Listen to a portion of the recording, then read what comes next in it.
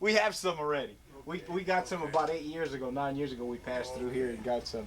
Didn't have the opportunity to meet you though. Tell me the significance of this here. You would That's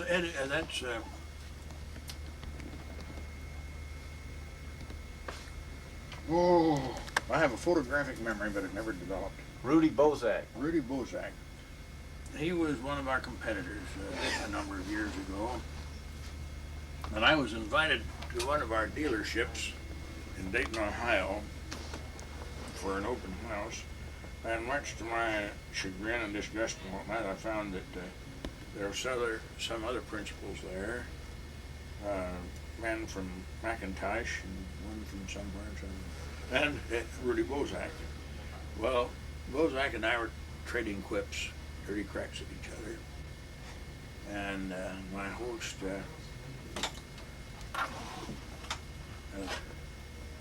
I'll remember his name in a minute, went out and bought us 2 hatchets and a photographer.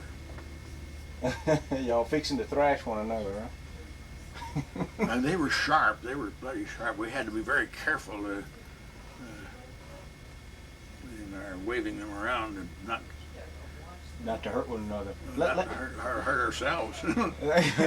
I wanted to ask you about, I read as much as I can possibly read about audio, and I've read everything that you've written that I could get my hands on, and I haven't really heard you write too much concerning these the inefficient panel, the electrostatic speakers. And I know what you're going to say, that you're going to hand me one of your little pins, bullshit pins, if you had one, but I'm just curious to know how much time you've spent fooling with those things, because I don't like them personally myself. I just wanted to know what your feelings were concerning those speakers, the Magnapans and the Magnapan or Magnaplaner or whatever it is not electrostatic. It's an electromagnetic speaker in which you've got little voice, not coils, but zigzag windings on the panel, and they mesh with a magnet in another panel, and that makes the electricity going through the coil make the panel move, the diaphragm. It's usually a rectangular diaphragm of maybe 2 by 5 feet or something like that. Uh-huh. Well, it's because of its low efficiency, you just dislike it? Well, it's just low efficiency. Yeah. And the thing is that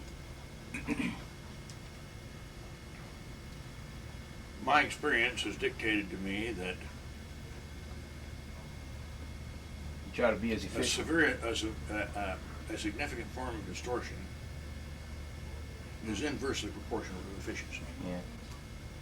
I've read that. I'm back home, I argue with these guys. I go in and listen to the speakers and places that handle the Klipsch speakers. I own a pair of Klipsch horns, but when I go into these things and I try to, I quiz these fellas, to see how sharp these salesmen are.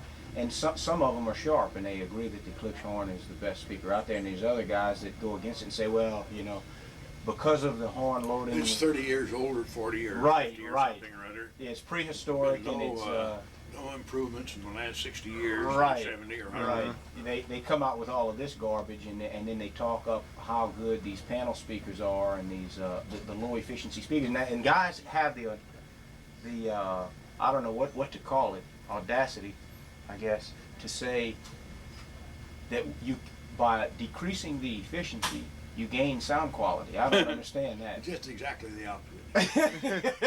They're way off, huh? One of my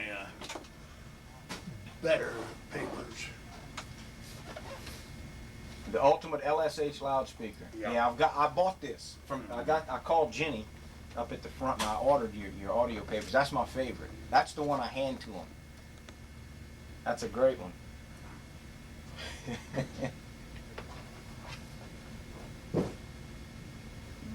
March 74. March 74. Gee whiz. I had a delay. March.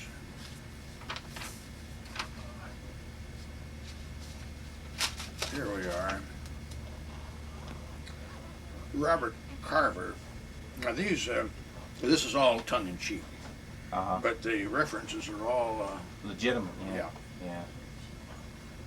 He stated back in audio in 71 or something that Whenever a loudspeaker engineer makes an attempt to extend or smooth the frequency responsive design or lower the distortion, the law of physics demand that the loudspeaker become ever less efficient. that's ridiculous.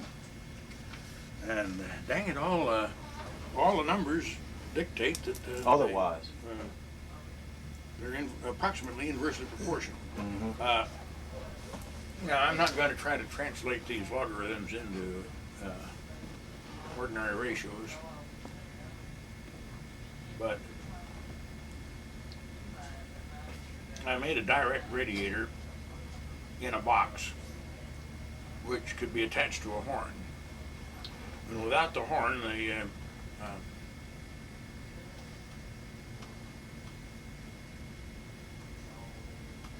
output level at 1 watt was about, oh shucks. Minuscule. Well, and going from a direct radiator to a horn, we improved the efficiency by 15 decibels. 16 decibels would be about 40 to 1.